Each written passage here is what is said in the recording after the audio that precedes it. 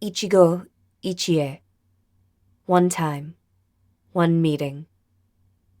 Mochi Melt's mission is to elevate every intimate moment, ensuring that every connection, every touch, and every shared experience feels extraordinary. Every intimate moment is one of a kind, a memory that lives on even as time moves forward. Mochi Melt is on a mission to redefine how pleasure feels, tastes, and creates joy in our moments. Inspired by the art of Japanese refinement, they've crafted products that elevate intimacy beyond the ordinary. Each of their lubes is infused with the best possible ingredients, designed to awaken your senses and invite you to linger a little longer. Mochi Melt believes that every intimate experience should be a celebration of joy and connection. No awkwardness, no shame, and no compromises. They handpick premium ingredients that taste as good as they feel, creating silky, never sticky formulas that enhance every touch, kiss, and caress. Think of it as a gourmet feast for your senses. They obsess over the details, blending flavors, testing formulas, and perfecting their craft so that every drop of Mochi Melt is pure, edible delight. As a modern intimacy brand, their focus is on crafting intentionally, refining each aspect over time to create a lubricant that you're proud to embrace and share. Use promo code SuburbanSlut for 20% off your total order. No need to knock, the door's unlocked. Come on in, let's have some fun. We'll make it hot, won't wanna stop. Slide on into Suburban Slut. No need to knock, the door's unlocked. Come on in, let's have some fun. We'll make it hot, won't wanna stop. Slide on into Suburban Slut. Switch me on and let's switch it up. It's your fantastic host, Sammy Switch, bring you another episode of the Suburban Slut Podcast, the home of kinkery, sluttery, fuckery, and everything in between. What's up, my slutties? How's it going? This is my first attempt at, you guessed it, weekly episodes. So this is going to be a Sammy side quest episode. How I was describing it last week is it's just going to be a quick, fun episode, like a quickie, but that's so overused, like, oh, it's a quickie, blah, blah, blah. No, I don't like to do quickies with my people. I like to take my time. I like to make them feel loved and entertained and valued. So, let's just get to it. What was that you heard at the beginning of this episode? Okay, well, there's a few parts. So the first part is, you all know that sultry voice. It's the one, it's the only Bowie Sinclair, lending their velvety vocals to help promote first ever official sponsor of the show. And I could not have dreamt of a more perfect pairing of slutty podcast and sensual lubricant. That's right, the fine folks at Mochi Melt have given us a special promo code to give to our loyal slutties. How amazing is that? Please go to mochimelt.com, look through their amazing lubricant products, including water-based, including silicone, including flavors. Oh, that strawberry, it's so good. We're going to have a full review of the lubricants coming up shortly, so stay tuned for that. But yes, I have tried the lubricant samples from our lovely sponsor, and let me tell you, slutties, this lube is absolutely my new go-to. I'm sorry for those other lubes that say they're high quality, that say they're long-lasting, that say they're the best. It's not true, because this Mochi Melt lubricant will knock your socks off. So again, please go to mochimelt.com, mochimelt.com, and use promo code SuburbanSlut. That's right, the best promo code in the business, Suburban Slut, for a whopping, generous 20% off your order. You cannot beat that with a stick, and why would you want to? Don't beat promo codes with sticks. Come on, we're better than that. Well, pardon the interruption, my slutties. I definitely did an editing boo-boo this week, so this is my best attempt to try to fix it. I did not do a segue from the Sammy side quest to the wonderful interview with Bowie Sinclair. So, awkward being my forte, I just used a sound clip of Groovy from my idol, my hero, Bruce Campbell. And diving right in, here is my interview with the delightful, the hilarious, the severely underpaid for all her talents, Bowie Sinclair. Enjoy. Welcome back, and hello, slutties. Tonight, get out your dollars and get your clown horn ready. It's my pleasure to welcome to the neighborhood, Bowie Batty, a.k.a. Batty Page, from the Chicago burlesque scene. Bowie is one of the best clown acts this side of the Delaware, an avid coffee lover, loves Beetlejuice, and can take a 3-foot balloon in the mouth and in the cunt per NAMA. Bowie, I am Batty that you are here. I'm sure that's not the first time you've ever heard that, and welcome to the neighborhood. I think that is actually the first I heard that. So congratulations on taking that virginity from me. It's one of the very few I have left. Gotta hold on to them, same for special occasions, you know. Yeah, All right, bank holidays. Yeah. So on the show, we always like to do a little bit of foreplay. This is a section where we ask 4 questions to warm you up and get to know you a little better before we get a little more intimate with the interview. Shall we play? Yes, we shall. Enthusiastic consent. Ooh, keyword. That should be like the magic word, like Yeah, horns and the stuff. bing. Enthusiastic consent. All right, now from Chicago, I'm very interested to hear your opinion on this. Favorite pizza topping combos. So you can do crust, you can make any crust and any topping combination that you're just like, oh my God, put that in my mouth, I need it. I do not subscribe to the idea that deep dish is a pizza. It is a casserole. It is awful. It is lasagna. Oh, there you go. Yep, throw that on there. Lasagna casserole. It's good, but it's not pizza. I'm from the East Coast. I was raised by a New Yorker, so New York style pizza is my jam. Oh, If I had my druthers, I do not eat ham. I am a recovering vegan, but I do love a Hawaiian pizza. Like, I am one of those no shame in my pineapple on the pizza game. oh no. Pineapple's delicious. But now, like, anything spicy? Like, throw some giardiniera on my very thin crust foldable pizza. It'll be perfect. Thin and foldable. There we go. That works. All right. Just like I like my somethings. Peoples. Yeah. I didn't want to box anyone in. I was No. like, I like that's- you thin and foldable. I like you big and unfoldable. Yeah. And I'm like, I don't care about gender, just as long as we vibe, cool. Be thin and Yeah. foldable, be big and cuddly. Let's fucking go. What is the hottest thing anyone said to you? So just a compliment that knocked your socks off. Nice my and God. simple. Ever or like a client or like as a performer? Ugh. Oh, any. As a performer, it's usually when someone who is like a peer or someone with more experience than me gives me a compliment. Okay. So like a magician told me I do a trick in one of my acts that I have a red ball and I swallow it. And he was like, taught me this trick. He was like, it fooled me. I was like, oh, fuck yeah. So it gets, those get me jazzed, but not necessarily like, ooh. That's the kind of compliment you hope for, especially if he taught it to you Yeah. and then gave you that. Yeah. Okay. Walk a little taller than all of a sudden. Yeah. And I'll take all the height I can get. I am 5'2". I'm very small. But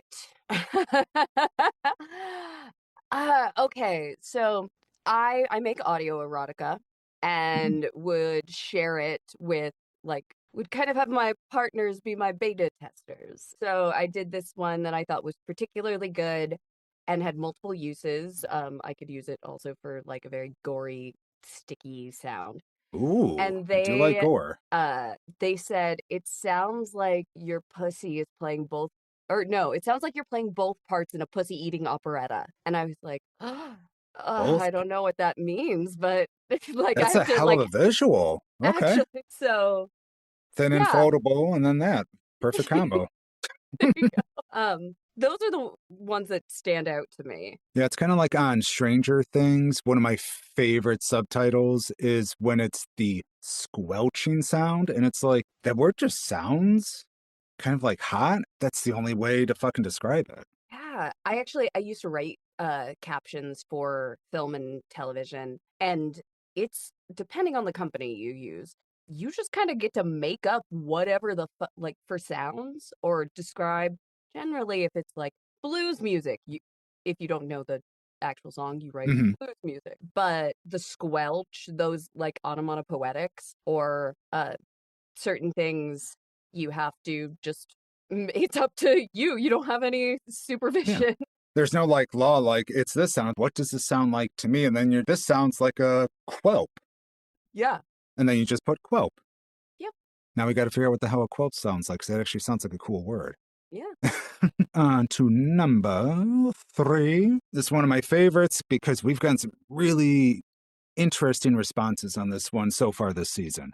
3 sexy wishes. So Genie pops out. He's giving you 3 wishes, but they have to be sexy related. One of the past guests on the show, that's still my favorite one to date, they said they wish all cum tasted like chocolate. But taste, though, not look. And she was like, no, just taste. I'm like, because that would be fucking horrifying. Yeah. And I'm not a big chocolate guy. So I'm like, I like chocolate. Yeah. I have a sweet tooth. I mean, clearly I'm drinking my blue raspberry energy drink. Your big adult drink.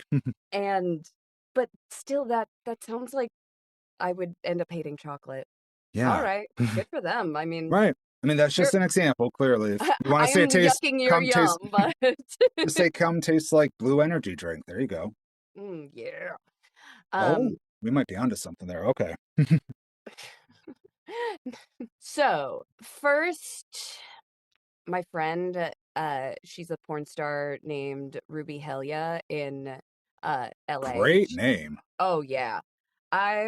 We met each other back in high school through mutual friends, and then she was in the burlesque scene, but moved and is doing very well in porn. And she recently had this was not a like scene, a work scene. She was like, I want an MMF 3-way, and she had an MMMF 4-way, and it was just like, Whoa. I don't think I could handle that many M's. So an MM non-binary 3-way for me is definitely. You're like, 2 I can handle. Yeah. 3, it's like, well, what do I do with you? Yeah. Okay, you stand there, hold on. Someone's warming the cuck chair at all times. Like, all right, tag out. Come on. Yeah. So that'd be wish number 1. Okay. Is my 3-way. Wish number 2, a detachable dick. People come at me and they're like, that's a dildo. And I say, no. I need it to feel things. But I don't want to dick all the time, because that seems like just walking around in the world like a minefield of getting hit. I've done that. Yeah. I've hit people many a time, and it seems a lot to be concerned about. So I'd want a dick to sit in my closet until I would like one. Like your closet, or like a case? Like a cute little case you pull out like you're ready to see some shit? I actually do have one of those like kind of Pulp Fiction cases that's underneath my bed. You know exactly what I was talking about. Yep. Yeah. It holds all the cords that charge my vibrators, which are all on the back of my closet door in like the shoe a thingy? shoe protector. So How'd that's all I my know? sex toys. It's great. It's a great organizer, yeah. No, I was going to say, to comment on the part about walking around, the last party I went to was Ecstasy with Sluts Party. Mm-hmm. And me and a few partners were in the basement. That legit was me trying to leave. I'm like, oh my God. I didn't know what to do. I'm like, well, I still have an erection. We need to walk past all these people. I put both hands and just tucked it. And I'm like, excuse me, please God, don't let this be weird. Yeah, it's horrifying. It was scary. And more cis men should be afraid of walking around with their dicks unprotected. Yeah. And number 3. I'm such a fucking Virgo. Oh God, that's right, you are. Gemini, so I get it. I would love for there to be a truly easy and like easily portable wet blanket, or like squirt blanket. I feel like all the really good ones are kind of heavy and large. Like inexpensive. yeah. So I end up using like REI quick dry towels and just fold them. That's smart. Thin and foldable. Back Yeah, again. there you go. That should be the title of the episode. Thin and foldable. I'll work it in somehow. The waterproof blankets, like I bought a few from Amazon, like, oh, it's only $20. Yeah, it's $20 worth of quality.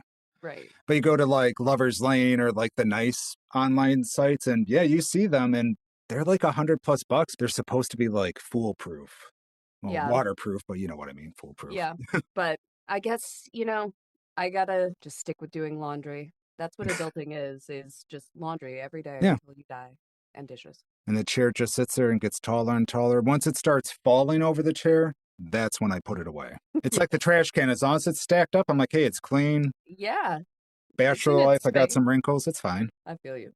All right. So, last one. And of course, since we're a very sex positive podcast, our favorite question to ask, of course, is if you're comfortable with it, the last thing you masturbated and or came to. Ooh, okay. I That, literally right before we got on, I was like, I have to jack off real quick. Um, oh, that's so sweet. well, I was having a really nice sexting session last night, and Mm. it's like the emotions travel through to this morning. I go through phases with the porn I like to watch. Right now, I'm really into like it's very vanilla. It's this guy called She Comes First Hmm. on Pornhub. I he's a it's like porn for women. I don't know anything Oh, about him. He might be very like people get canceled every day. So if he's horrible, I'm sorry. And I won't watch a we video. just know his work. That's all. Yeah, It's like Hulk Hogan. I know the Hulkster, but not the actual person. No, no, no. yes.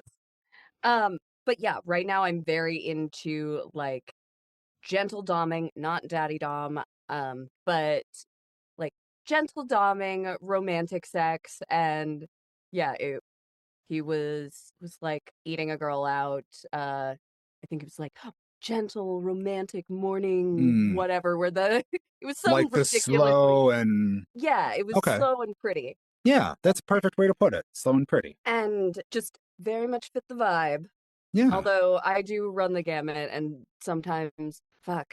My favorite person to watch peg people is April Olsen. She has such a fantastic strap game. Really?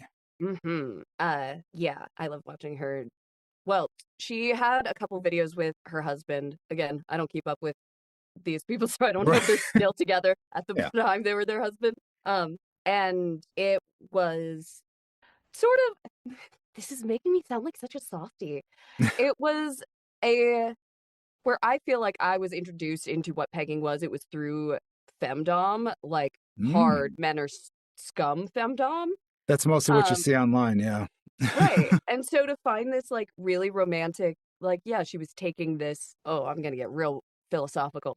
All right, So let's go. she's taking this like penetrative act, which is supposed to show dominance, but then like her words and behavior towards her partner, who is on his back at this point, she was like, Okay. yeah, take my hips, use me, like do whatever you want. Mm. Um, and it was very much like the actions were disconnected from our conception of who's a top, who's a Yeah. bottom.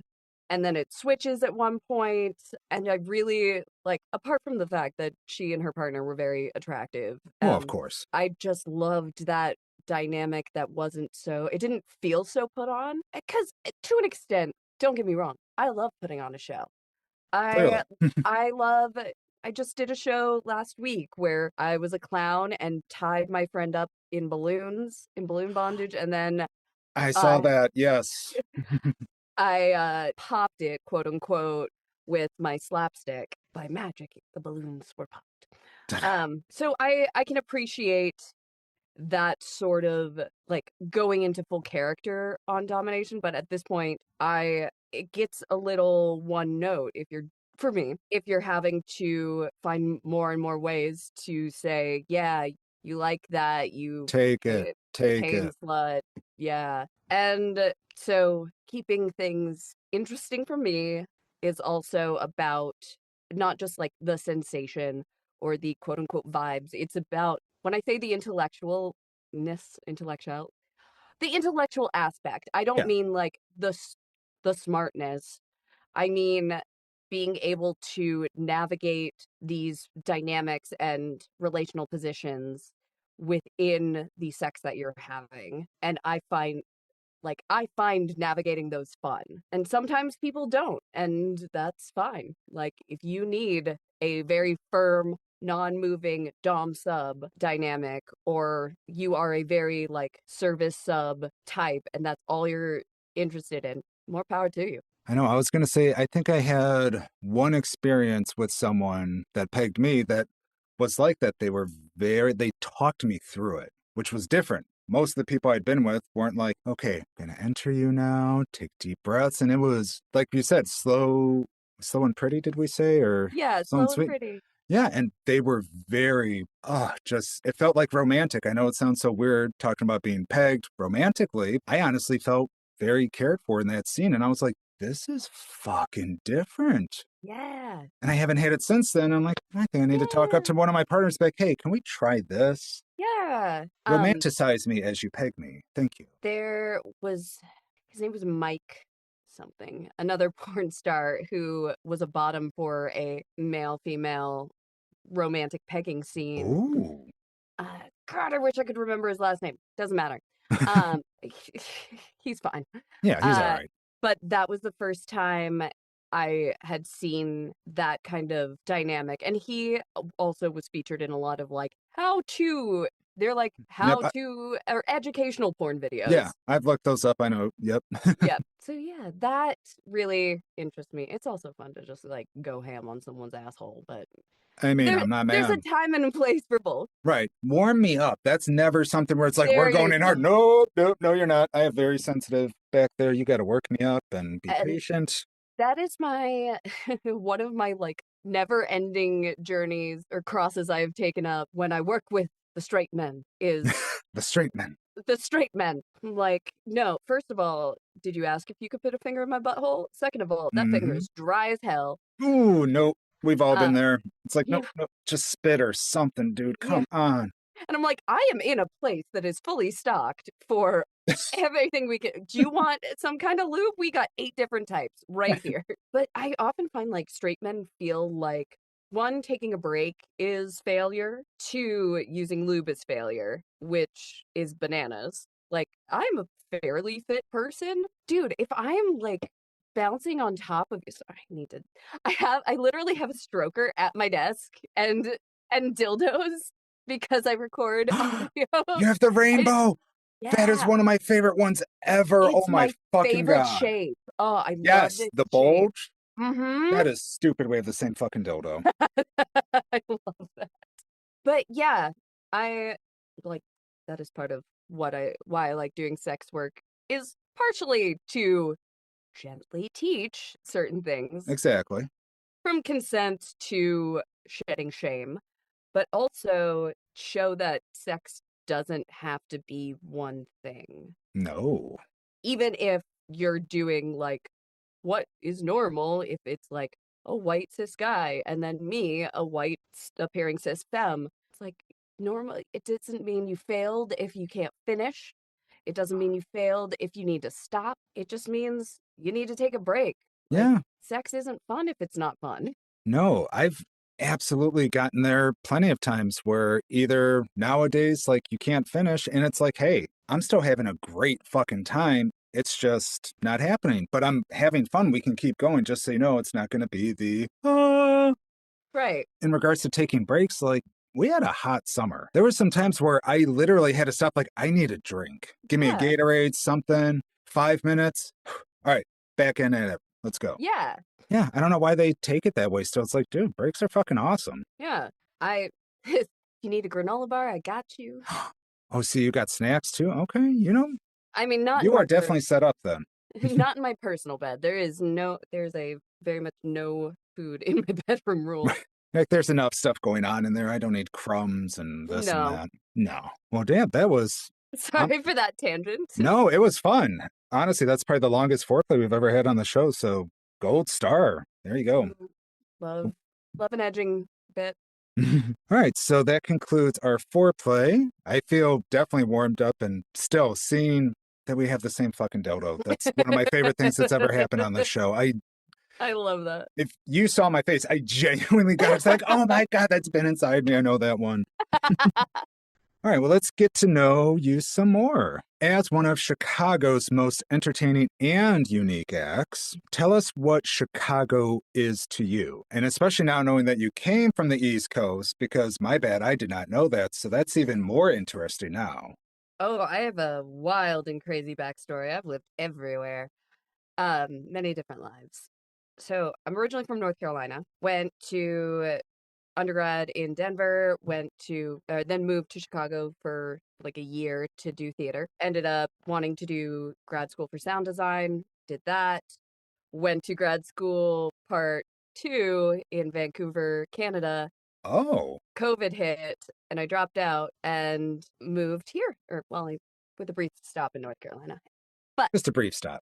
so Chicago, but in the practical sense, when Mhm. I was landing here, Chicago was a place I had friends and it was affordable to live. I have a dog. I have a pit bull. I knew I could live here with my dog by myself. Whereas New York, I also have friends. I'm also very attached to that city. I could not. But Chicago is one of those places where I have always felt, if not at home, at least welcomed by the city. And I found a lot of communities here, specifically the sex work community and the burlesque community, and really enjoyed participating in them. I feel very protective, particularly of the sex work community Mm-hmm. here. I am part of the Everlay Collective, which is a nonprofit that does mutual aid for sex workers. I've helped with SWAP, which is the Sex Worker Outreach Project. Yeah, they're a national organization, but they have chapters in a lot of big cities. Yeah, I'm working on a sex work like allyship competency workshop to it's designed for people in nightlife who don't do sex work, but they want to be good allies and like specifically geared towards that population. So Chicago means to me a lot of people working in community and people who love the city they've built. Now, which is not to say that there are no problems. Yeah, we're not going to talk about the current events. We're like, Yeah, nope. but I have seen a lot of my communities react to whether it be like the national politics or issues within the burlesque community. I mean, there's Yeah, always fucking drama. of Um, course.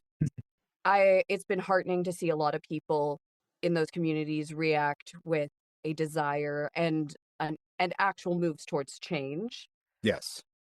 even if it doesn't, even if they think it's too small, even if they think it's not making change happen fast enough.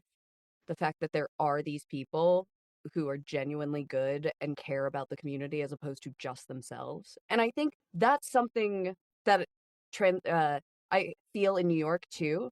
Hmm. New York, totally different sensibility. However, people who live in New York and perform in New York love New York. Of course.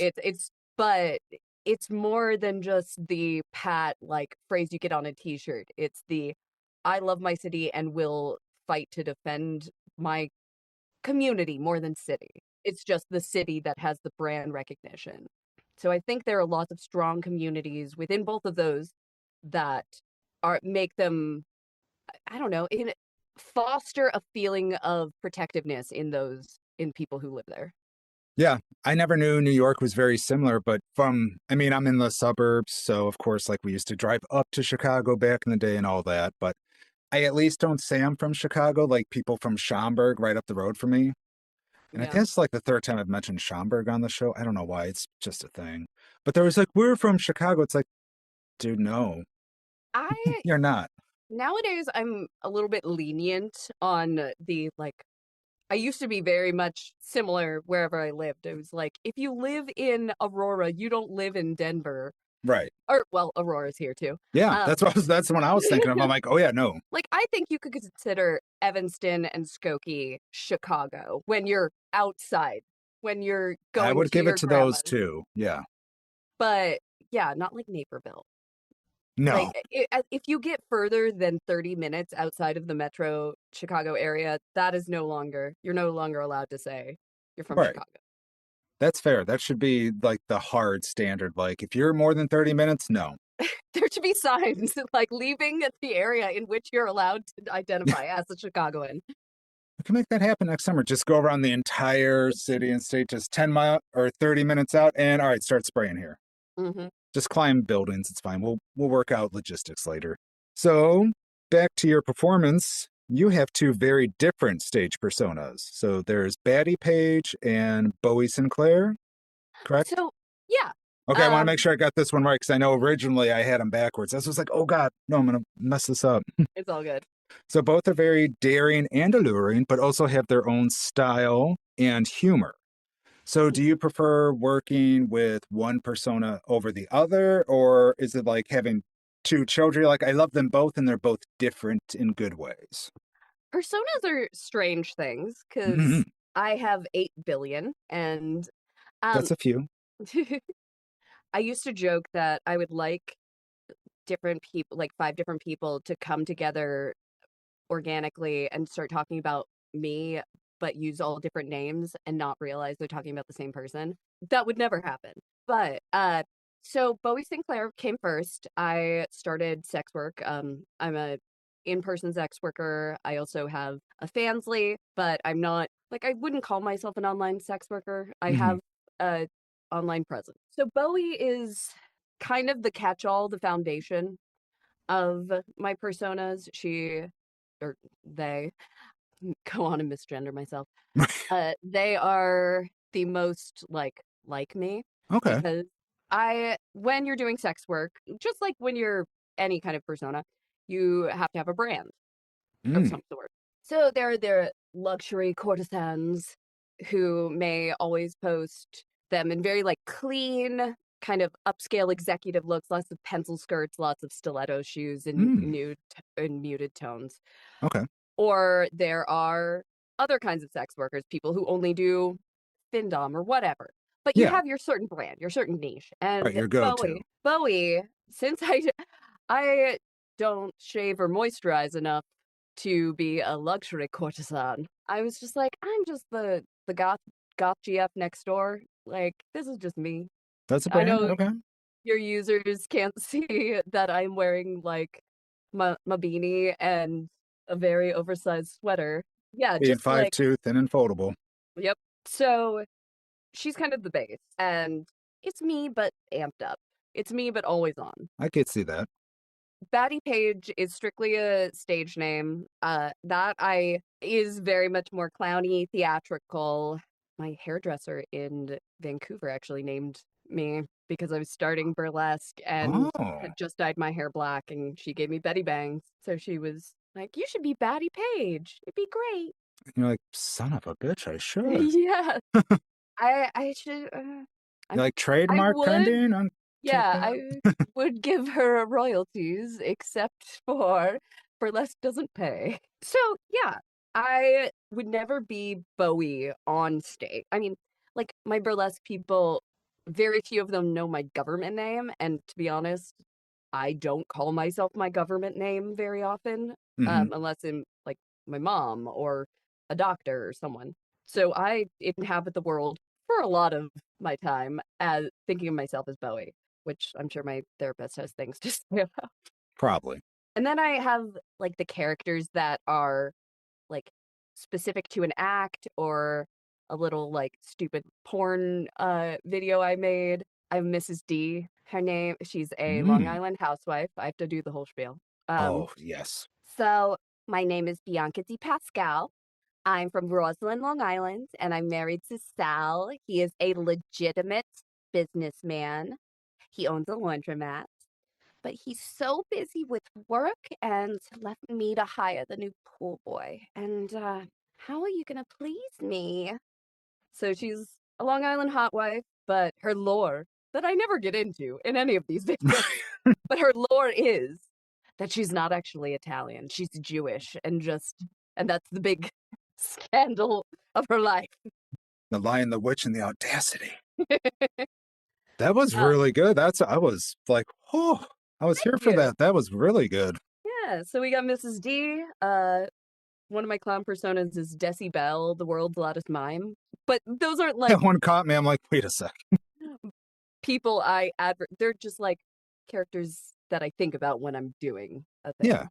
Genius. Love it. All right. Let's see. So, do you identify more as a burlesque artist doing clown or a clown artist doing burlesque? Because I know a lot of your characters Ooh. kind of dap in each of those. So, I've been kind of rolling this around in my mind because I've been talking about identity with some of my friends in terms of not necessarily, it's hard because my jobs are more vocations, mm, whereas civilians, their jobs tend to be like an accountant. Do you have an urge to become an accountant? I don't think so. Maybe you do. But the whole world identifying us as our jobs first being problematic, whereas I'm thinking of it in a way where I identify myself when people are like, "Oh, tell me about yourself." I'll say, "I'm a sex worker. I'm a performance artist." And I feel like those identities are political enough to tell you give you broader knowledge of me than were I to say I'm in my past life. Uh, I'm an English teacher. huh. Yeah, I never really thought about it that way. When you go to school for as long as I have for useless subjects, In you different countries and everything. Yep, man. So yeah, I call myself a performance artist. My start was in dance, and then I was a musical theater performer Mm, forever. Started burlesque before. I learned clowning, but I started burlesque before I started doing clowning. So I don't see them as they're definitely different genres, but yeah. of performance. But I wouldn't say like I don't want to attach myself to one of those genres. No. That's why Uh I'm sorry if the question came off that oh way too, because I was like, wait a sec, there's many personas they have. oh So, not at all. I just like these are things that went through my mind when I was like, okay, I'll just call myself a performance artist. right. It's a little bit more economical than being like, well, I'm a burlesque. Sometimes when I have to pad an email or introduce myself, like, I do burlesque, clowning, fetish, blah, blah, blah, and I can burp on command. We should lead with the burp on command. I think you have that flip flopped. Well, so for Bowie, they serve intense sexuality, but is also not afraid to be an albino bat or rock a mustache. For them, how do you find a balance between sexy and silly to where, like for me, I would just focus on being too silly and then it's like, oh, wait, I was supposed to be sexy. Fuck. So how do you balance like not going too far one way or the other? I don't think I found the limit to silly yet. And a lot of that is like, The limit does not exist. the limit does not exist. Lord and Savior Katie Heron. Mm-hmm. Or yes, it is Katie Heron. Yep.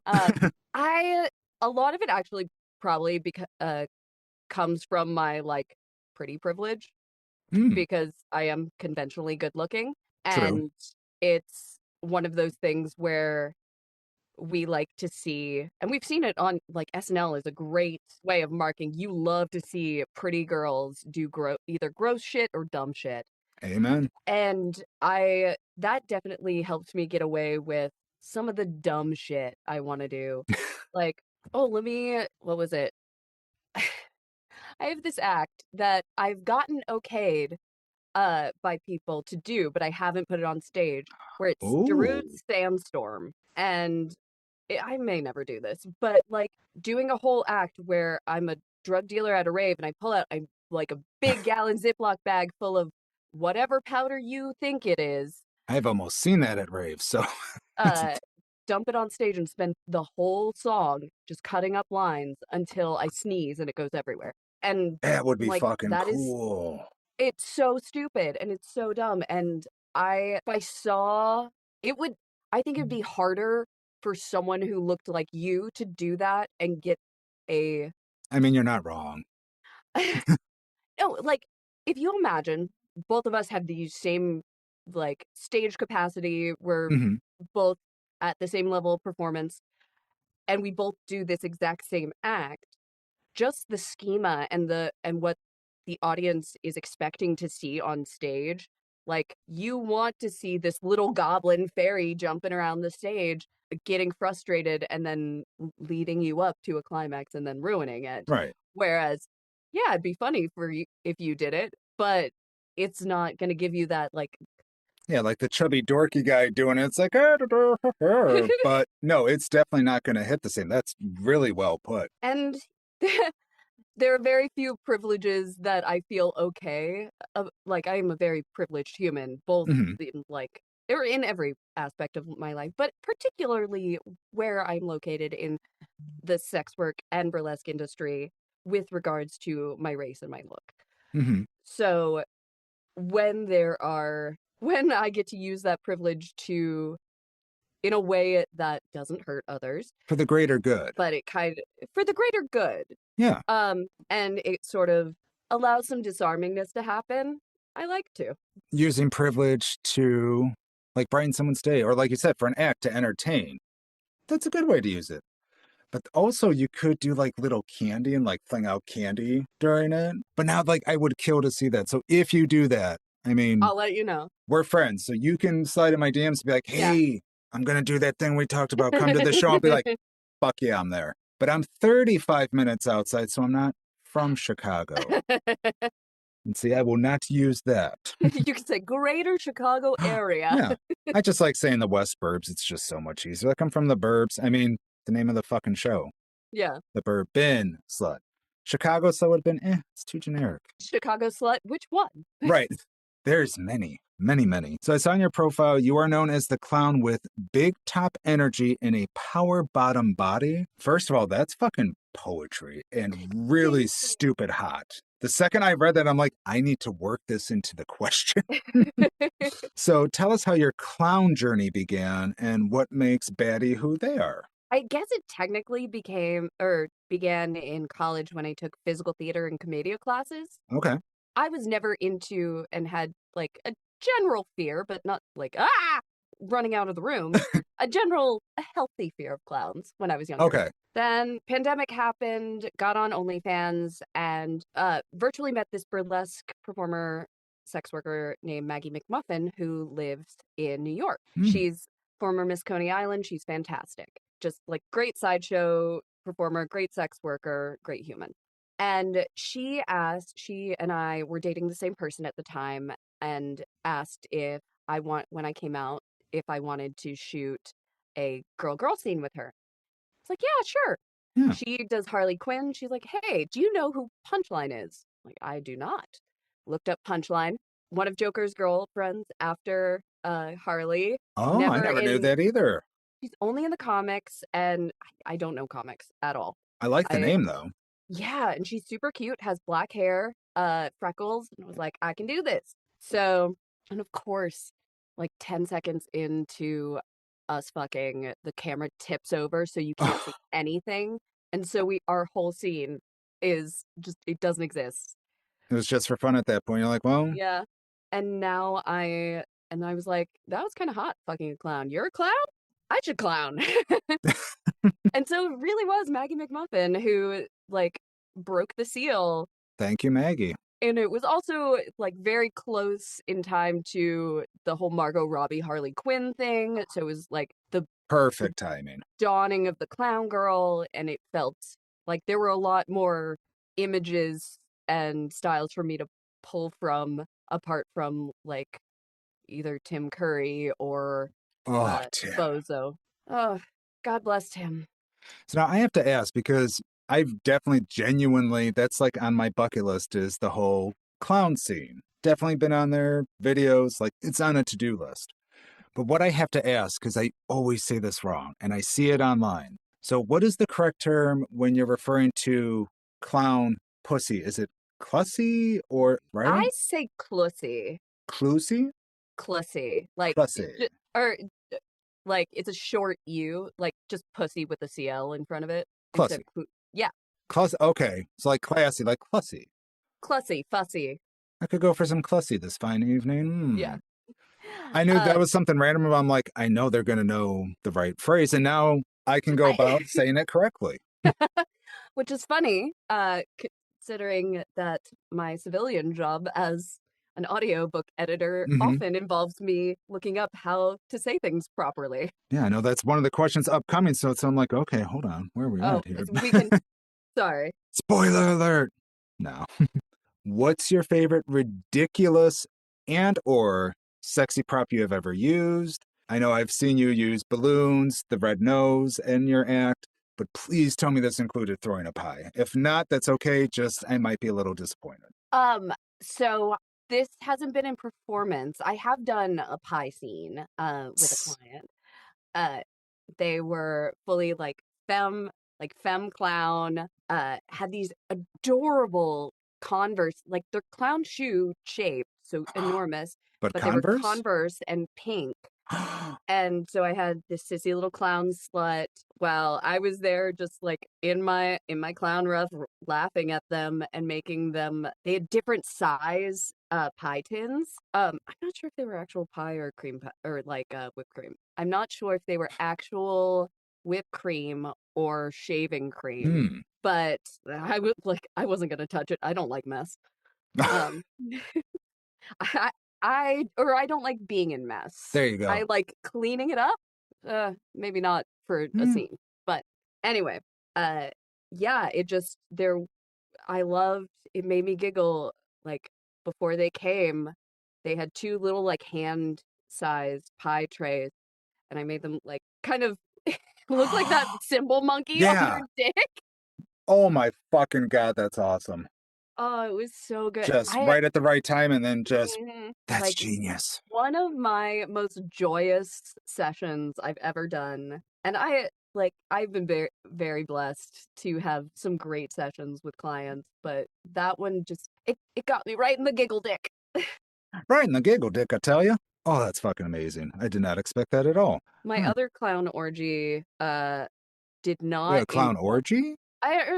clown threesome. Was supposed to be a clown orgy or Did someone fall not out? someone couldn't come or unfortunately in both ways. Ah, Um didum.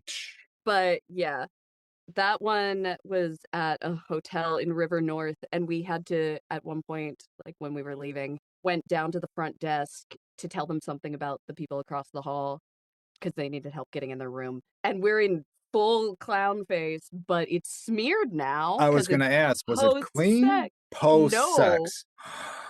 And the people at the desk are just looking at us like who's gonna ask? And one guy finally did. He was like, "Can we ask? Just what's it?" We're like, "Do you know Rule 34, which Mm. is a ye old internet rule? Doesn't quite track, Mm. but Rule 34 is if you can think of it, there's porn of it on the internet. Oh, absolutely. Yeah. So that guy got it and laughed, and we went on our way. But that was probably the most entertaining part of the clown three-way. That was also the first time I did poppers and the first time I wrote a Sibian. It was Oh, I've said that. I That's love intense, but poppers are amazing. see, I don't like poppers. I just it To made each their me own, yeah. Some people do, some people don't. yeah. I You for did my poppers whole on the Sabian? yeah, so I was Oh, on fuck. it, Ah, and my girlfriend at the time was like that's she a was lot. running it, and she was like, "Tell me when you're about to come." So I did, and it was great, but I don't know, it felt like a nicotine rush when you're but not like a good nicotine rush, like the and this is Mm, a person who doesn't smoke nicotine all that often, yeah. where you're like, "Oh, I have had too much and may puke." So it was one of those like, while I'm coming, feeling very good, also feeling like I might puke. Didn't, thank God. All three things just at that's a lot. Yeah, it was a That's lot. like three dicks. Like, there's just so much going on. Fuck.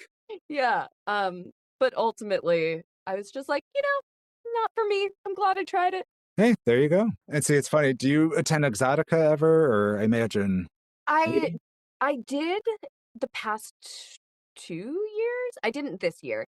Um, Yeah, no. This year I I missed. I was performing in this like VIP dungeon area Yep, I with know the area. yeah, Flow Temple, but didn't just like didn't have it in me. Conventions are a lot, and it was really overwhelming. Especially, I don't have it in me to party as hard as everyone does. But I was going to say that's where I've done that weird walk where it's like we've stayed at the hotel. Doesn't matter which one you go to. There's no like straight direct, no one's going to see you line. Right. This was 2 years ago, I think, maybe three. There was like a fucking Pokemon or some type of sports card convention on the lower level. Yes. So my Okay, I partner, remember this. tits are hanging out, pasties, like a G string.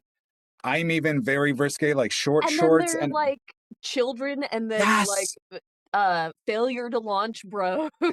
yeah. And even one of the hotels, I think it was the Hilton, maybe, had a big sign that said, please be respectful of guests and cover up as you're, I think it said like transitioning or going back and forth. And Best it's like, transit. so then I bring like a blanket and then I'm stuck with this fucking blanket. Yeah. No. It's like Larry David with the fucking toothpick. Like, what am I supposed to do with this? Yeah. I love the expo. It's fun. We were supposed to go this year, and I'm just like, yeah, you guys really need to work with the center and be like, hey, what conventions are you guys running this Yeah. weekend? Yeah. That is like a really serious logistical issue. Yeah, with other Just adults, I safety give two fucks. I'll never see you right. again. Here's my butt. Have fun. Yeah. But when it's like kids, I was like, oh god, we gotta Yeah. try to shame walk. Like, just go, just go. My my magician buddy and his performing partner do World Oddities every year. Yes, And I've love never that. gone, but Oh, you gotta go. I'm dying to perform there. They They asked do the about sideshow act there too. Yeah, I never they thought about that. they reached out to me a couple years ago and asked if I would do an act, but mine wasn't family friendly enough. And I was like, I literally have no family friendly acts. Holy shit. The And three so foot balloon up the cunt is not family friendly. It's I know. 2025. I'm like, It's really? educational. There you go. Yeah, I make the first two balloon like twists I learned to make were a dick and a vulva. Um, perfect. but the World Oddities Expo was happening at the same time as a furry convention. And like the Ooh, Skyway where yes. things apparently everyone just like met in the middle and there were so many smells and it cracks me up thinking of my friend who is very much a like he's a straight white man, a magician being like these people. And the smells. Like, I mean, I like smells, but if you get a bunch of different strong smells at the wrong time, it's like you with poppers on a sibby. It's like I don't know which way to go. I'm turned on. I want to throw up. Fuck.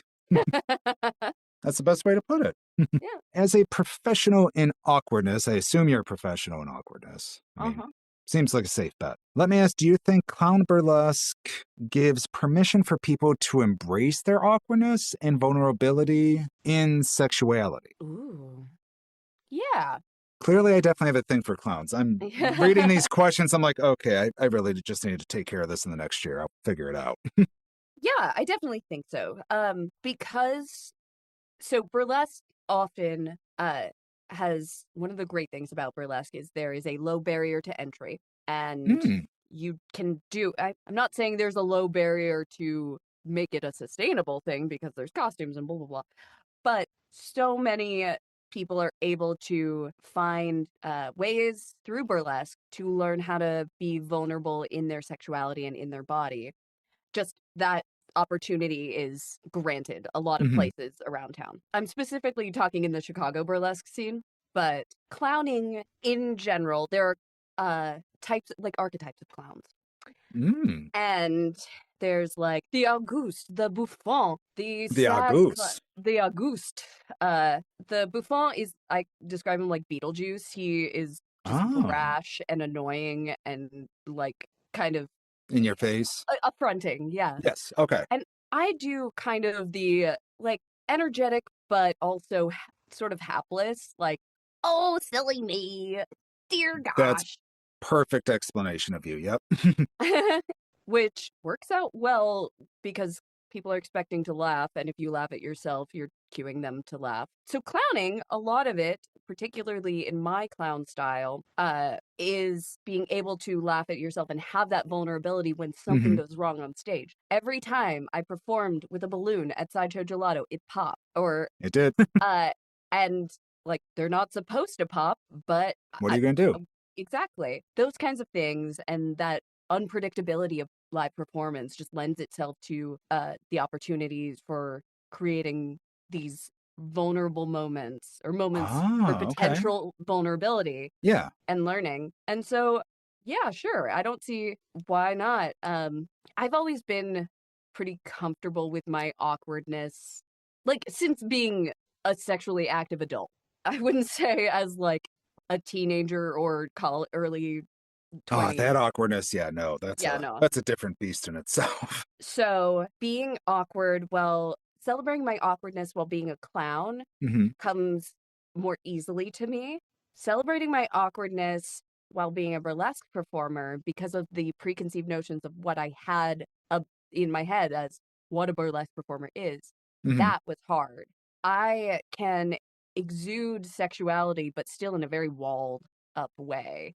A very, yeah, just like high gloss finish kind of way. Whereas clowning has allowed me to kind of relax into it and find these moments of I'll give you an example of an act that I do sometimes as a clown, sometimes not. It's Huh. called Sugar Daddy from Neil Patrick Harris's version of the song Sugar Daddy from Hedwig and the Angry Inch. Love it. Love it already. Okay. And I'm wearing like leopard print, pleasers, I have gold hoops. I'm like playing out this stereotype of what a sex worker looks like or sugar baby. hmm And the whole act is around me like looking for a sugar daddy in the audience who I can rob, or me tripping and falling out of my shoes, Oh. like all these contraptions of our image of this high femininity, this high sexuality. And the burlesque stage was the place I got to be like, okay, and this part of the song, I'm gonna trip out of these very like classic stripper shoes, hmm be like, fuck these, but ooh, Sugar Daddy has money for my like fancy black lingerie. Yeah, Mm. so like playing with how the roles we play Yeah. and the sexuality that comes from them and what is, yeah, what we do for love and money. Perfectly summed up. So I know you brought this up earlier. So as a voice actor, when it comes to recording, let me make sure I get this right, audio erotica. I don't know why I was stumbling with that earlier when I was warming up. I'm like, audio erot. I don't know. I really emphasized the O. I don't know why. What's some of the biggest challenges of making erotica sound immersive through just your voice? Not having a scene partner. Mm, okay. For I think a wide variety of them. I don't have a partner. I've used sound effects of me sucking an actual person's dick, so like I guess the partner was there. But Well, I'd imagine a partner was there, yeah. They don't um, have to be, though. We've seen your setup in your closet. yeah. Well, normally it is literally just me and my dong, my rainbow Right. dong, or this little stroker thing. Yeah. Yeah, it's really hard if someone gives me a prompt of it's usually involving two people. And Oh, I didn't think about that. Okay. yeah, because if you want a scene, unless it's like strict POV, me talking to you, and even then, so it's a logistical challenge to figure out how to tell the kind of story a client wants with just me. Yeah. I could play both parts and or I could cast someone. Like I know people who could help me, but no, Right. Like, I that is need a stunt extra work. person. Come on in. Yeah, I need a stunt boy. There are actual stunt screamers and stunt vocalists. In I'm not just surprised. so for example, I got this prompt called that all it said was corruption of an innocent, and I had free reign on like the scenario. Well, Okay. I know this particular client knows musical theater, Mmm. and Theater.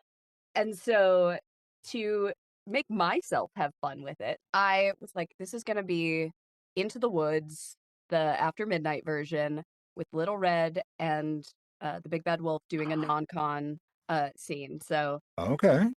I got some of I got the actual Into the Woods like score, and bless Stephen Sondheim, his music is very like loopable. It's really easy to edit together. Um Thanks, Steve. We appreciate you. yeah, me and my buddy Stephen Sondheim, the Oh, yeah. greatest composer or formerly RIP.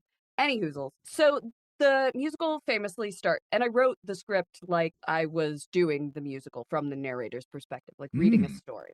So it goes, once upon a time, da da da da da, in a far off kingdom. And if you know the musical, there's a whole like, I wish more than anything, more than life. And you meet all these fairy tale characters. And then I go into like, there was a little girl, or a young woman, I think I say, going through the woods on the way to her grandmother's house when suddenly, and so I read it third person, very much narratorially. That's one Hmm. way I've dealt with the needing two people. Okay. I was very proud of my editing job in that and just being clever. Other ones I've done like a teacher student, like professor student scene where I just with the lines, I'll say something like, I need your help with my oral studies or my oral Right. skills, I think I said. And I answer the way I assume. There's just nothing coming from the other person. But I'm like, Right. oh, you want me to do this? I will do Oh, that. So you're kind of saying what you're giving their answer in your voice okay. I see what you mean. to Yeah. kind of flesh out this duologue that is not happening. That's very interesting. I know, like, I've tried, I'm clearly no actor, but like, to give partners like audio clips, like I have one partner that really loves my voice and You have a great voice. stop it. Yeah, I appreciate the compliment. And yeah, I just send them random like stuff in the morning. Like I'll be bored. I'm like, I'm going to send this off to my person and I'll just randomly pick a scene. But even for me, it's hard just doing it on my own. Like I have, props like you do, and I'll grab them out and work that audio in. But I just get it's in my head, I think, Hmm. because I'm trying to be sexy, but I'm like, it's much easier like for me to be sexy with someone because then I have something to work off of where like a dildo or just something to get the vocals and the sound effects. I'm like, Yeah. it's not as good if I was actually like, just to use an example, like, Bowie, just lay down. Okay. Like Yeah. it's much easier that way. So I'm Yeah. The trying to energy work on that. exchange Yeah, it's really hard to, that's why I have such a hard time creating like content, spicy content, because I don't have regular filming partners. I'm not yeah, particularly interested in finding regular filming partners. So there's only so many ways I can look at myself in my phone and be like, exactly. ooh, God. So I have to make it fun for me because I don't have that energy exchange. And that results in a lot of real dumb shit, like me stripping to a VeggieTale song. And I could see it. I could see it. That might do it. It was really not sexy. Like I was dressed like a pirate and had like one of those Seinfeld like pirate The pirate type. shirt, Yeah, yes. but I didn't like loosen the neck before I tried to take it off Oh somehow. my fucking So God. for like a full second, I am trying to pull this off, tits You know the everywhere. Yeah, song's still going. I didn't cut it out of the thing. but Like with the we tits are everywhere, the that pirates who don't do anything. yeah, see, and for me it's working off someone's reaction. Mm-hmm. That's what gets me going the most. Like if I Mm-hmm. can tell someone's genuinely enjoying, I'm like, okay, let's fucking rev it up. To where it's me, I'm just like, and they're like, look at the camera. I'm like, oh god, this is too much for me. I'm like, I Mm-hmm. can't. I'm like, audio. That's my sweet spot. The second I'm on camera, I get way too self conscious, and like the sexy is just gone. You know? Mm-hmm. Yeah. Yeah, we really went around on that one. I'm like, where did we even start with that question? I'm like, I'm not mad. I'm like, that was good. On one of your sites, you are known as the sweetest monster you will ever meet. So, if Bowie had a dating profile, what would that look like? Trying to be all sweet and yet a monster. I mean, if you've seen my Trist profile, that's pretty much what it is. Oh, that's on Oh, Tristan. it's my escort link. Oh, I know. Okay, But yes, okay. so if people want to know, that's where they should go. Trist.link/Bowie Sinclair. There we go. Yeah. So, my favorite beverages are unflavored seltzer, black iced coffee, and tap Mm, water. Because going I'm for tap water, disgusted. fair. Or, I mean, the blue raspberry ghost energy drink. I'm trying to get Ghost to sponsor the show, so you should Oh say. man, yeah, ghost sponsor the show.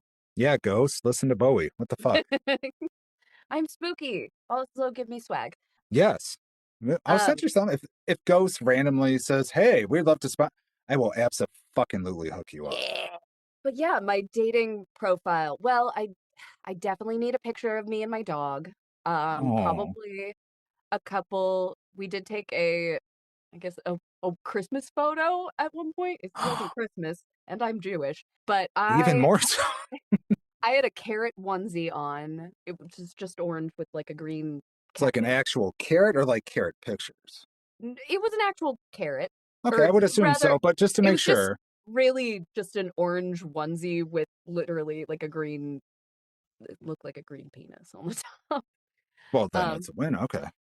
and my dog looking very sad and being like, Oh, "We hope this is a happy winter for you." 3 years you're ago. like Christmas question mark?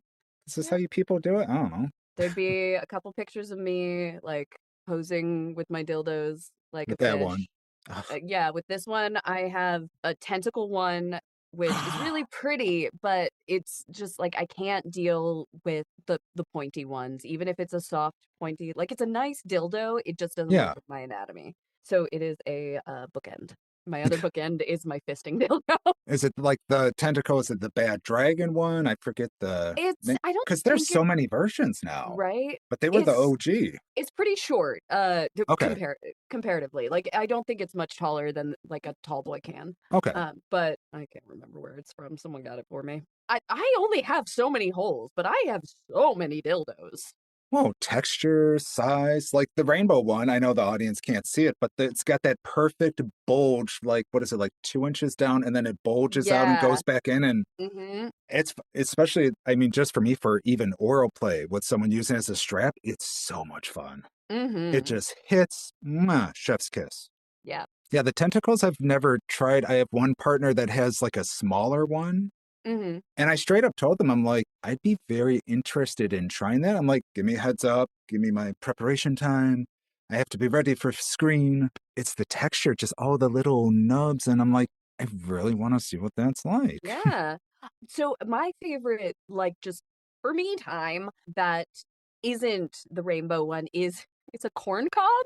Mm, And it's just like it's a really soft, flexible silicone. okay. I can't remember where it's from, because they had a lot of like vegetable themed toys. Like I have a little carrot like anal plug that is too small and too fragile to actually be an anal plug. Yeah, you're like, no, that's gonna disappear in a bad way. Oh yeah, because it does have a flared base, but just like the thinness of how small it is, if Yeah. you pull that, like it's gonna yank and separate. But this corn cob one, I love the fucking like little cob ridges. It's so good. So is it like super flexible? Because I know I've seen one, but I think it was more like rigid, like it had very little give, but it was the corn. Oh, no, this one's super flexible. Oh, I okay. could probably bend it in like it's not it might be about as flexible as this, That seems but like the right amount of flex. yeah. I know this is a So, podcast. I'm like, they'll get it. They'll figure it out. uh that is that's my other favorite. Yeah, that's got to be intense, but like in a good way, just all around and Yeah. awesome. Let's end on a serious note. As a couple of awkward feral gremlins. Community service and harm reduction, I know recently you told me was a passion of yours. Mhm. So, as a raver myself, I absolutely know the importance of harm reduction, such as like access to Narcan. That's been so big lately. I've loved seeing it at festivals, and now it's even at Mhm. fucking CTA stations. I'm like, Mhm. let's go. That's amazing. So, how did you get involved with community service and harm reduction, and what does it mean for you personally? So, I mean, growing up, my saint of a mother, she's not a saint. She's Jewish. Again, with Uh, the Jewish, yes. she really instilled the importance of serving our community. Me and my brother, Aw, like we would a couple times a year do something sort of equivalent to like working at a soup kitchen, but not that. Yeah. But it would be our family like, no, we gotta do this. We gotta Let's be give involved. back. And that's sort of just been ingrained within me. I got really into it when I moved to Vancouver, Canada, and was working. I volunteered with, now they unfortunately had to close because they lost funding. The PACE Society, which was a sex worker outreach nonprofit. And I worked at the front desk, checking people in for programs, giving out harm reduction supplies, and I got to learn a lot about, because coming from the States, Hmm. nothing was like, harm reduction wasn't necessarily like, giving out supplies wasn't legal or accepted or anything, whereas in Vancouver it was. So I learned a lot about, one, the tools. Mm. I People would ask me for pipes and I'd hand them the wrong one and I'd be like, okay, clearly I do not know. Or they'd ask me for a specific kind of needle. I'm like, oh, I didn't know there were preferences. So Right. You're those like, oh, were interesting and illuminating. But really, like, this particular community in Vancouver was really important for a lot of reasons. But the downtown east side is considered the bad part of Vancouver. oh, It is okay. literally, it's where the single room occupancy places are. It's where a lot of camps are, Hmm. and it's where a lot of the outreach projects are, and street level sex workers and unhoused folks. And Vancouver has a very huge housing issue. So Oh. in the 80s to the mid 2000s, there was a there was a serial killer named Robert Pickton, who Hmm. literally everyone in Vancouver knows about, who and he picked up street level sex workers on in the downtown east side, so like in this area that I was working, Oh, wow. and took them back to his place and killed them. And the VPD fucked that up so bad that for a little bit, sex work was decriminalized Canada wide. Then they came back and recriminalized it. But the VPD now kind of just stays hands off in terms of sex workers. Huh. I say that as like a general thing. Right. Obviously, cops are assholes, so someone's gonna harass someone. Hmm. But that, like, putting in my time there and really seeing how much more I valued that, and working there or taking groceries during COVID, when no one was allowed to come in the space, we would take free food to some of our members. Oh, And like even getting paid like $50 for a week of doing that, I like that so much more than my PhD program. right.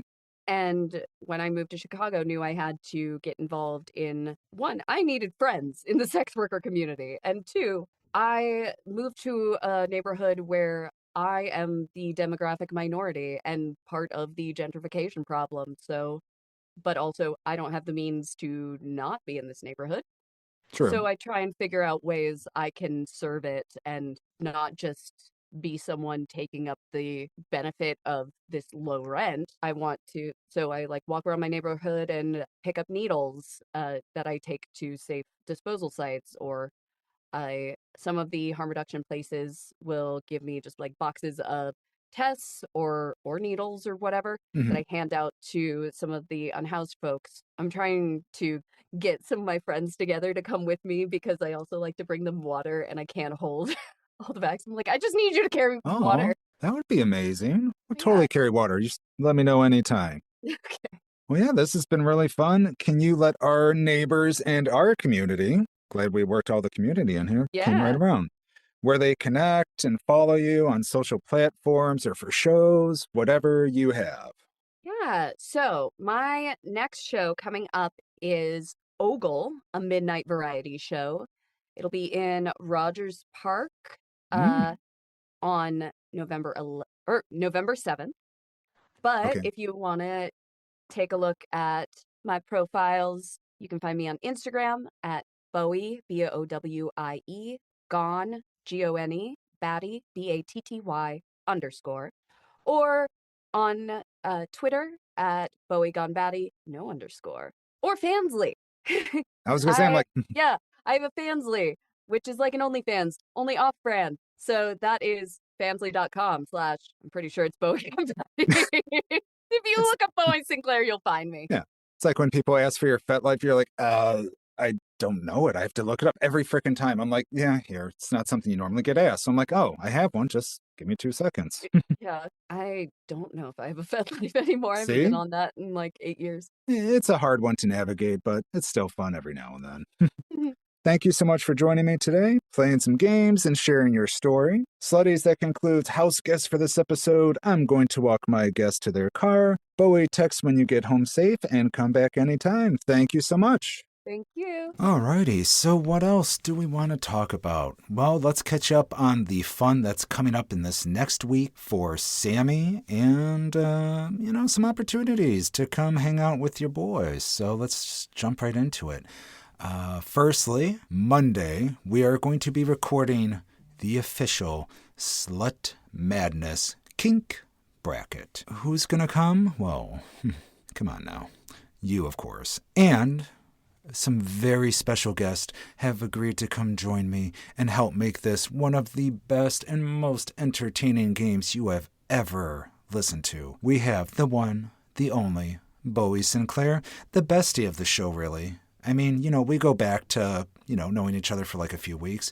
We're like lifetime best friends. I mean, Ashley Clem, the boudoir photographer goddess, will also be joining Slut Madness. And the hellishly good time gal, the goddess of the underground, Meredith, will also be joining the bracket. So this is going to be the 4 of us, and there might still be a surprise guest. I can't promise you anything. If they come through, you'll know who it is. It's going to be so awesome. So we're going to record that Monday, and then again, the episode should probably drop in a few weeks, so just stay tuned for when exactly it's going to drop, because you're going to want to download and listen to it right away. It's already, I can guarantee you, going to be one of the best times ever. Speaking of best times ever, do you want to hang out? Like, do you guys want to go get tacos or burritos? Or maybe, I do love coffee. We could go get a coffee. So, if you're in the Chicagoland area this Friday, Halloween, I will be attending the Grizz and Sippy show because I'm a rave daddy. I love to bounce around like a feral gremlin. If you're going to be at the show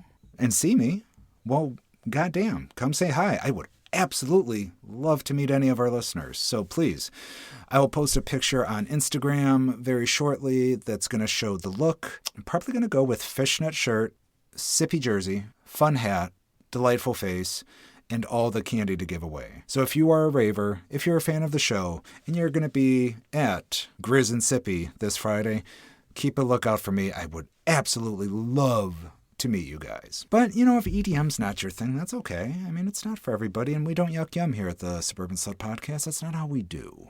Coming in November, I know we have covered Ecstasy 5. We just attended Ecstasy 6. Your boy, Sammy Switch, is going to be a consent monitor and volunteer at Sinners Sanctuary Coven, hosted by the best in the Midwest, Sluts Party Chicago. Let's fucking go. Of course, tickets can be purchased on the Posh app if you search for Sluts Party Shy. You can also get the direct link from their Instagram, Sluts Party Shy on Instagram. If you're not already following them, you're doing yourself a disservice, and I really hope you go follow them ASAP. They're amazing people. They've been on the show. We've been to many of their events, and come on, they're family. They're family here. They were the first guests on the Suburban Slut Podcast, Nat and Breeze. So go to their Instagram if you want information on the tickets and event, or go to the Posh app to purchase tickets directly. This one it's going to be a fun night. Yeah, all I can say is November 14th, you're going to want to be at Sinner Sanctuary, Coven, Chicago. Or you can always message me for details. I'm glad to help our listeners find, websites, resources, everything we talk about on the show. If you need help finding it, or I just didn't say it right, which is a huge possibility, suburbanslutpodcast@gmail.com. I love to talk to you guys. I love your feedback in the emails. So please, always reach out to Daddy Sammy. I got you. Now, now on to the part I've been dying to tell you about. So here's my little side quest for the week, and this is the point of the episode, just fun little adventures that Sammy has and their side quest, and I love to share them with you guys. So what happened was yesterday, Sunday, originally Meredith and I had a date, And I was like, sure, I can come over. We can watch, Bob's Burgers, eat ice cream, have some sex, typical Sunday fun day stuff. Well, the lovely Erin, baby girl, had reached out and was like, hey, are you free Sunday? I haven't seen you in a while. I'd love to see you, Daddy. What do you got? And I was like, well, hold on. And I straight up asked her, well, I do have plans with Meredith. Would you like to see if you can join? To which they gave a very enthusiastic, yes, Daddy, please.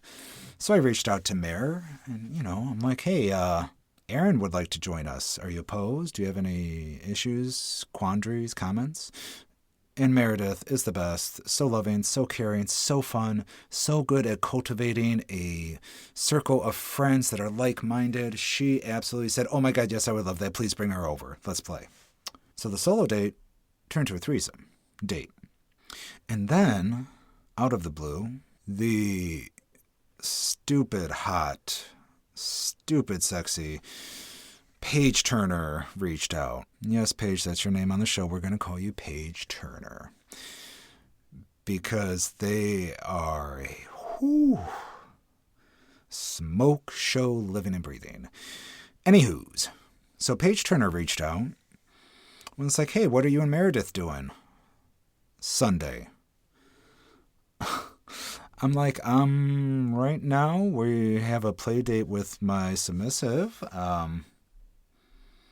Why? What's up? Paige Turner doesn't beat around the bush. Paige Turner is very clear and blunt about what they want and expect out of life. So Paige Turner texts back, well, I was hoping you guys would want to use me and fuck me and, have your way with your favorite fuck toy. And I was like, God damn it. I can't say no. So I reached out to Meredith. I'm like, Mare, would you have any interest in a impromptu orgy, per se? Because 4 or more is an orgy, because 3 is a threesome. There's not a name for, unless it's couple and couple. Slutties, you tell me, suburbanslutpodcast@gmail.com. What do you qualify as an orgy? How many people minimum do you need for it to be considered an orgy? I want to hear your responses. I really do. So go to Meredith. I'm like, hey, Mare, are you opposed to Paige Turner joining us? And Mare's like, shut the fuck up. Are you serious? I'm like, yeah, sorry, got really popular this week and everyone wants to come over all of a sudden. And of course, Meredith was like, oh my God, please, yes. And what you will learn about Paige Turner is they are very clear on consent. They are very respectful.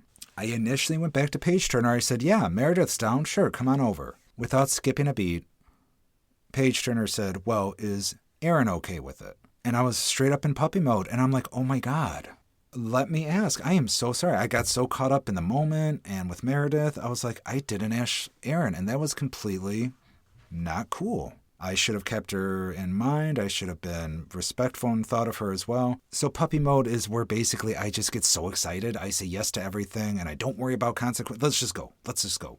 You guys want to buy a car? Sure, let's go buy 2 cars. Do you guys want to sign a 2-year lease on a house we can't afford? Yes, let's do that. Say less. So then, of course, I reached out to Erin, and she was also very enthusiastically, I would love to. So it went from a solo date to a threesome to an orgy. And this was the first time Erin was playing with my other partners. And folks, I will tell you what, everyone had an amazing time. Everyone was very communicative. I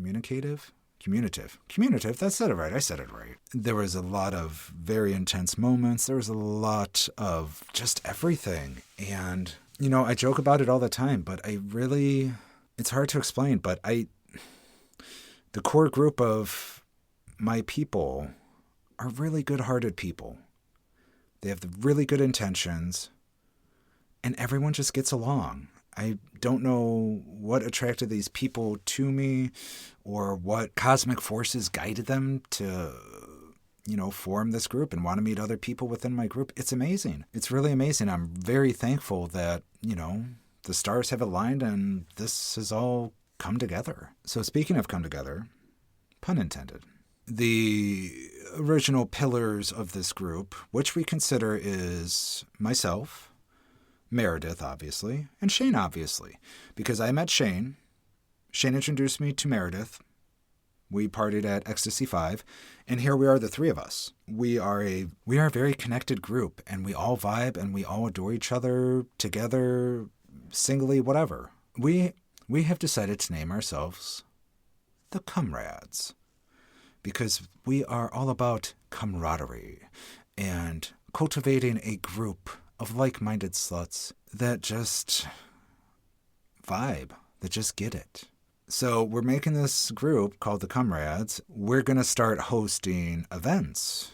That's right, events. These are going to be very exclusive, very kept secret. So unfortunately, it's not going to be open to public. It's not going to be like a public plaything. But my slutties, I would never keep anything from you. I would never deny you the pleasure of hearing fun, sexy stories. You bet your sweet ass that every time an event happens, we are going to absolutely recap it and give you the full, hot recap right here on the Suburban Slut Podcast. So our first event, and this is, again, just giving you the heads up, we've decided to have a holiday-themed orgy, and its name is Sacred Sin.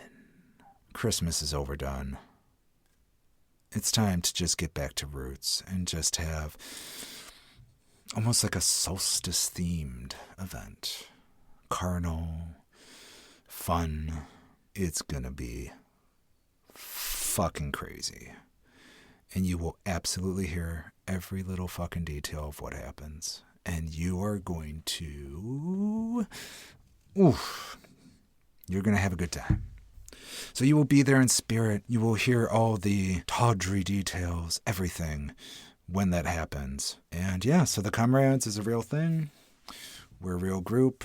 And yeah, it's absolutely like almost like a neighborhood watch committee for the suburban slut area. So it's kind of like neighborhood watch almost, because I mean, there's some exhibitionism, there's some voyeurism. You know, you get everything. All right, so let's see. So we covered Sunday Fun Day. So yeah, that's going to be it for Sammy Side Quest this week. I'm going to now leave you in the good hands. And remember, of course, mochimelt.com. Use promo code SuburbanSlut, one word, for 20% off your order.